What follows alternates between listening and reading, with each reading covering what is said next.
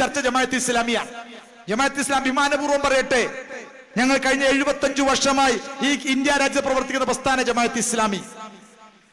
ഞങ്ങൾ പറഞ്ഞ ഈ രാജ്യത്ത് ഏതെങ്കിലും തീവ്രവാദ കേസിൽ, ഏതൊരു ഭീകരവാദ കേസിൽ, ഏതൊരു കലാപത്തിൽ, ഏതൊരു കൊലപാതകത്തിൽ ജമാഅത്ത് ഇസ്ലാമിയുടെ പ്രവർത്തനങ്ങൾ കാണാൻ കഴിയോ?